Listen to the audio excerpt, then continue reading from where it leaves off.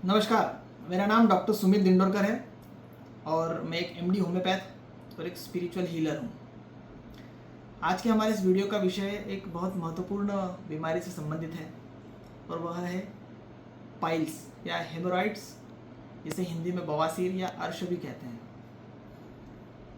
आज की जो दौड़भाग की जीवन है उसके अंदर ये बीमारी बहुत ही ज़्यादा कॉमन हो गई है।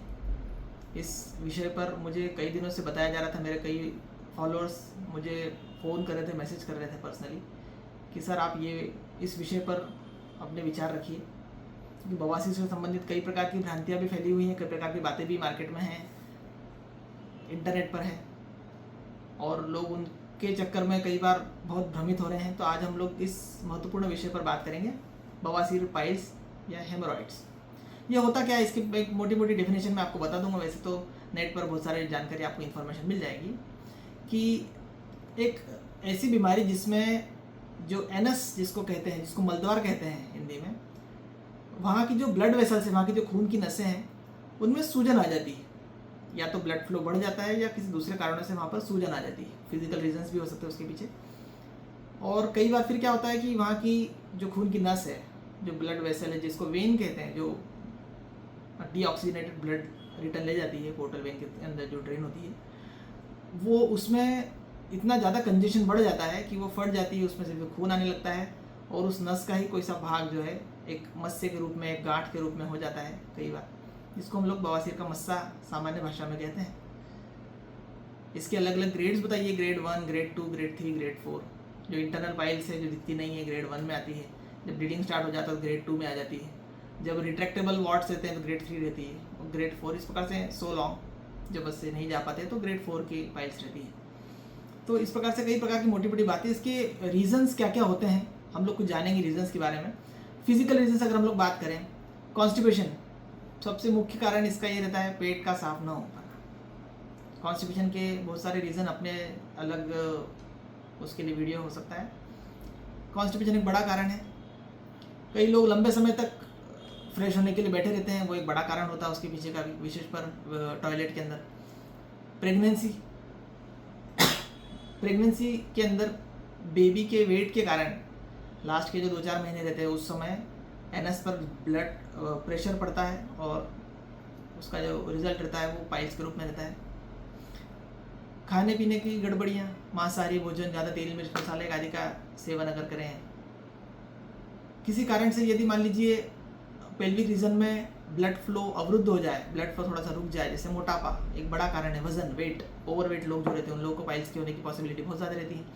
ये हेरिडिटरी प्रीडिस्पोजिशन में भी आता है, वंशानुगत बीमारियों में भी आता है। यदि किसी के माता पिता को यदि कोई सी वेन से संबंधित वीकनेस है, नसों से संबंधित, खून की नसों से संबंधित कोई कमजोरी है, तो उनको भी पाइल्स की प्रॉब्लम हो सकती है। या फिर शरीर की निष्क्रियता, यानी कि physical inactivity, lack of exercise. ठीक है, ये कुछ कुछ फिजिकल रीजंस हैं। मेंटल रीजंस भी होते हैं इसके पीछे, चूँकि होम्योपैथी जो है इमोशनल प्लेन पर वर्क करती है, मेंटल लेवल पर वर्क करती है, इसलिए हम लोग मानसिक और भावनात्मक कारणों पर बहुत अच्छे से बात करेंगे। हम लोगों ने होम्योपैथी में इस प्रकार से हम लोगों को पढ़ाया गया है, कई मेडिसिन में पढ़ाया गया है कि यदि आप आपके क्रोध को, आपके गुस्से को अंदर दबा लेते हैं तो पाइल्स के रूप में परिणित हो सकता है। यदि आप गिल्ट को अपने मन में लेके चल रहे हैं, दूसरा रीज़न गिल्ट भी हो सकता है, पुरानी कोई गलती हो आपकी, या पुराना कोई आपको ऐसा लग रहा है कि आपने कुछ सही नहीं किया, गलत कार्य किया है, उस गलती का बोझ वो पाइल्स के रूप में आपको प्रॉब्लम दे सकता है। फिर एक कारण रहता है कि अत्यधिक नियंत्रण करने की प्रवृत्ति। कुछ लोगों की जो टेंडेंसी रहती है बहुत ज़्यादा चीज़ों को अपने कंट्रोल में करने की रहती है, वो भी बड़ा रीज़न है। अभी हम लोगों ने पिछले वीडियो में एसिडिटी के वीडियो में यही देखा था, वो भी एसिडिटी का भी बड़ा कारण हो सकता है। परिस्थितियों को अत्यंत उग्र तरीके से नियंत्रित करने की जो प्रवृत्ति रहती है कुछ लोगों में। तनाव या टेंशन, बेचैनी जिन लोगों को रहती है, कार्यस्थल का जो तनाव हो सकता है, आपको वर्क प्लेस का तनाव हो सकता है, स्कूल का, या फिर बच्चे जैसे स्टूडेंट्स का खुद का तनाव हो सकता है।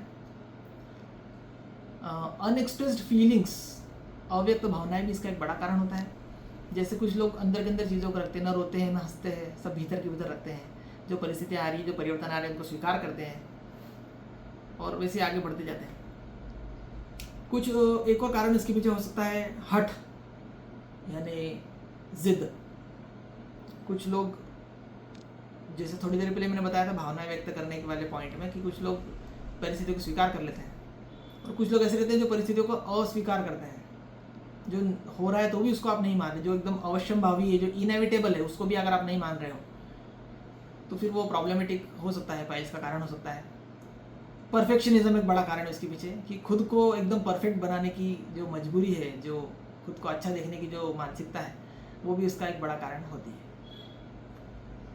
अब हम लोग बात करेंगे इसके स्पिरिचुअल रीजंस पर, आध्यात्मिक कारण क्या हो सकते हैं, क्योंकि ये अपने आप में बहुत महत्वपूर्ण कारण होते हैं। स्पिरिचुअलिटी के अंदर ऐसा माना गया है कि यदि आपका मूलाधार चक्र इम्बैलेंस में है, पाइल्स का कारण बनता है, क्योंकि मूलाधार चक्र जो है ये अस्तित्व की सुरक्षा से जुड़ा हुआ कारण है, अस्तित्व आपकी जो एग्जिस्टेंस है उससे जुड़ा हुआ है, स्थिरता में रुकावट आती है।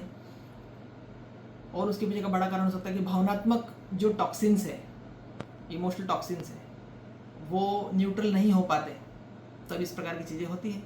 भीतर से कुछ लोग बोझिल हो जाते हैं, उनकी आत्मा जो है वो बोझिल हो जाती है। ऊर्जा का ठहराव, यदि मान लीजिए जीवन में कोई स्टेग्नेशन है, जीवन रुका हुआ सा है, तो इस प्रकार की चीज़ें होती हैं।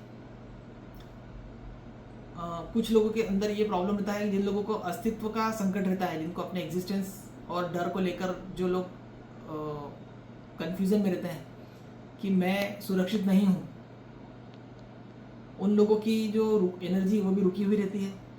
कार्मिक स्मृतियाँ, यानी कि आजकल हम लोग कर्म से रिलेटेड कार्मिक कई प्रकार की बातें लोग करते हैं, कर्मा का कॉन्सेप्ट लोग समझते हैं, तो ऐसा रेसिडुअल आपकी ऐसी कोई स्मृतियाँ हो पुराने कर्मों से रिलेटेड, है ना, इनको शास्त्रों में पुराने जन्मों से रिलेटेड बताया गया है। या फिर हम लोग अगर आज के कॉन्टेक्स्ट में देखें तो बचपन से जुड़ी ऐसी कोई अपमान हो, कोई ग्लानि हो, वो पाइल्स का कारण बन सकती है बड़े होने पर।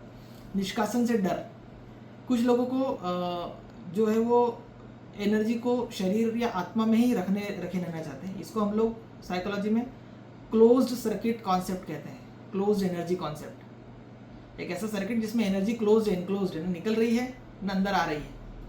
ऐसे लोगों को भी अंदर के अंदर जो घुटन रहती है उसके कारण पाइल्स की प्रॉब्लम हो सकती है। और जो एक और कारण है इसके पीछे सबसे बड़ा, कि आध्यात्मिक केंद्र अगर आपके जो स्पिरिचुअल सेंटर्स हैं वो अवरुद्ध हैं, स्पेशली नीचे नीचे के जो केंद्र हैं, स्वादिष्ठान, मणिपुर और मूलाधार, नीचे नीचे के जो सेंटर्स हैं 7 चक्रों में से, इनके अंदर मान लीजिए कहीं कुछ अवरोध है आध्यात्मिक स्तर पर, तो पाइल्स की प्रॉब्लम हो सकती है। अगर हम लोग देखें तो ये मेन कारण है। अब इसका होम्योपैथी से क्या संबंध है, मैंने पिछले वीडियो में भी बताया था। होम्योपैथी बात करती है जीवनी शक्ति को लेकर, और स्पिरिचुअलिज्म जो है, स्पिरिचुअल हीलिंग जो है, वो प्राण शक्ति पर बात करती है। ठीक है, कि जिसको स्पिरिट कहते हैं, जिसको आत्म तत्व कहा गया, आत्मा कहा गया।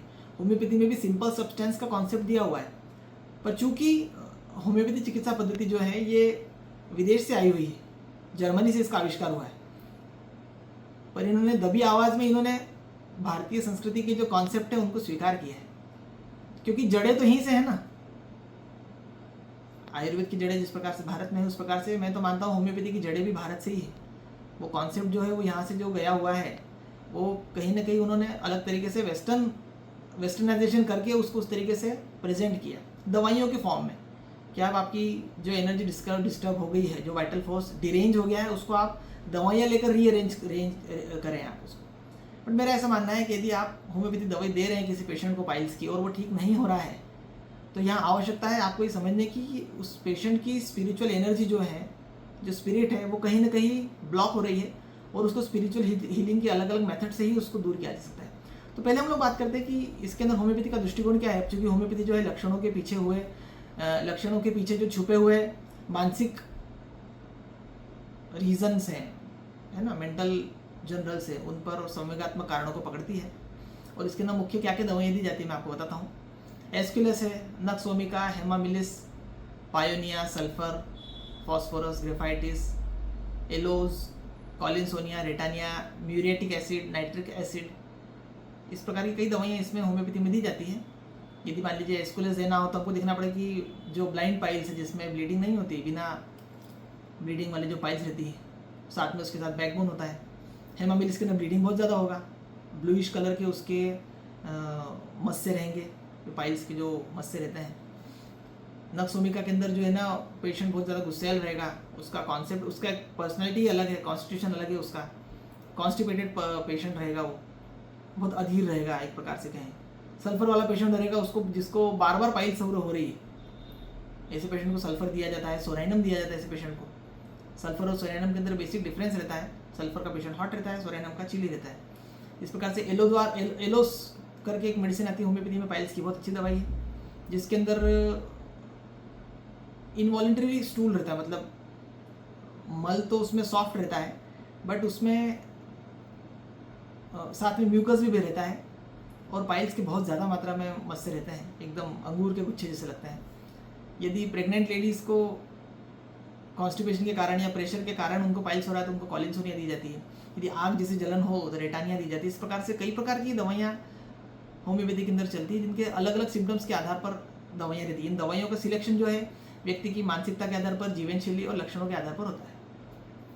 तो अब हम लोग बात करते हैं कि अब स्पिरिचुअल हीलिंग के अंदर क्या क्या मेथड्स हो सकती हैं, जो अगर हम लोग पेशेंट को बताएं तो पेशेंट जल्दी ठीक होगा, क्योंकि इनको आध्यात्मिक कारणों के आधार पर चुना गया है। मैं पेशेंट लोगों को मूलाधार चक्र के संतुलन की साधना बताता हूँ, है ना। उसकी अलग अलग विधियाँ हैं, बहुत सारे लोगों के हिसाब से अलग अलग विधियाँ हैं।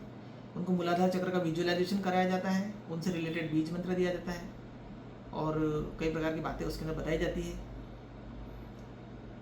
उसके बाद दूसरा एक कॉन्सेप्ट है इमोशनल डिटॉक्स।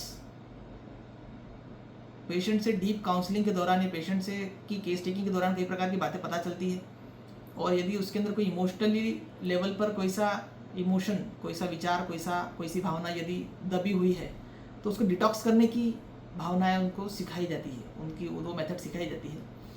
अलग अलग उसके अंदर चीज़ें रहती हैं, उसके अंदर जो पर्सन टू पर्सन वेरी करता है, और काउंसलिंग के अंदर ही बताई जाती है वो बातें। एक रिचुअल हम लोग कराते हैं जिसको बोलते हैं लेटिंग गो रिचुअल। चीज़ों को जाने दो, क्योंकि रोग तभी उत्पन्न होता है जब आपका जो स्पिरिट है, आपकी जो आत्मा है, जब उसे किसी भी चीज़ को छोड़ नहीं पाती। इसी को शास्त्रों में आसक्ति कहा गया है।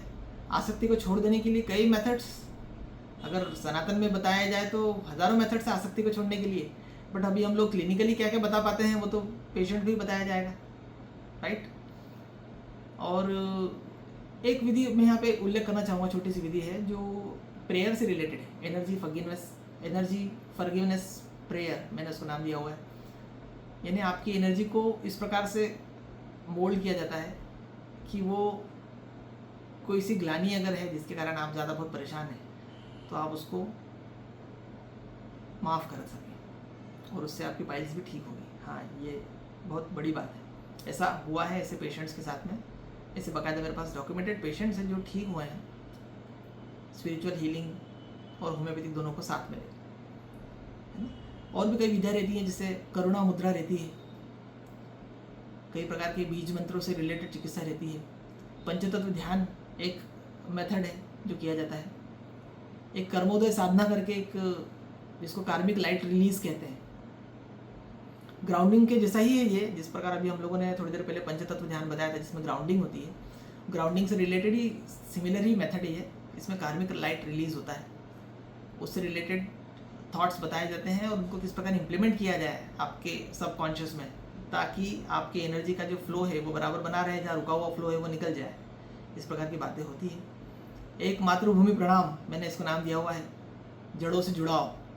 जड़ों से जहाँ व्यक्ति अलग होता है वहाँ बीमार पड़ता है, जहाँ व्यक्ति प्रकृति से दूर पड़ता है, दूर होता है, वहाँ बीमार पड़ता है। तो इस विधि के अंदर हम लोगों को अपनी जड़ों से जुड़ने के लिए प्रेरित करते हैं, बाकायदा कुछ उसके स्टेप्स है वो बताई जाती है। इस प्रकार से देखा जाए तो इसके अंदर से कई प्रकार की विधियाँ हैं, और ये विधियाँ अपने आप में बहुत ही, मैं तो इनको चमत्कारी ही कहूँगा ये, क्योंकि अध्यात्म कोई अलग साइंस नहीं है। साइंस ने ही अभी जिद पकड़ी है कि वो अपने तरीके से आध्यात्मिकता को समझने का प्रयत्न करेगा, बट रियलिटी ऐसी है कि साइंस जहाँ से ख़त्म होता है वहाँ से आध्यात्मिकता शुरू होती है, वहाँ से स्पिरिचुअलिज्म शुरू होता है। एक समय ऐसा आएगा जब साइंस को, आध्यात्मिकता को पकड़ के रखना पड़ेगा, तभी वो आगे बढ़ पाएगा, नहीं तो चीज़ें उसके हाथ में नहीं रहेंगी। ब्लैक होल से रिलेटेड कई ऐसे कॉन्सेप्ट है और क्वांटम फिजिक्स से रिलेटेड ऐसे कई कॉन्सेप्ट है जिसके बारे में खुद साइंस को ही समझ में नहीं आ रहा है कि ऐसा क्यों हो रहा है, या पदार्थ जो है वो इस प्रकार बिहेव क्यों कर रहा है, मैटर जो है, पार्टिकल इस प्रकार से क्यों बिहेव कर रहा है। तो ऐसे कई प्रकार की बातें हैं, इसीलिए इन चीज़ों को गंभीरता से लेते हुए एक होम्योपैथ की ड्यूटी है कि केवल दवाइयों पर विश्वास ना करे, दवाइयों पर ही विश्वास ना करे, दवाइयों के साथ साथ स्पिरिचुअल हीलिंग के मेथड्स भी बताएं। और पाइल्स से नहीं, कई प्रकार की बीमारियों को हम इससे दूर कर सकते हैं। आप लोगों को मेरा ये वीडियो कैसा लगा ये मुझे कमेंट में ज़रूर बताइएगा। इस वीडियो को लाइक करिए, शेयर करिए, चैनल को सब्सक्राइब करें। और स्पिरिचुअल हीलिंग से रिलेटेड यदि कुछ बात करना हो, कुछ प्रश्न पूछना हो, मेरा जो कॉन्टैक्ट नंबर है वो डिस्क्रिप्शन में दिया हुआ है, मुझे सीधे फ़ोन लगाकर आप बात कर सकते हैं। बहुत बहुत धन्यवाद, नमस्कार।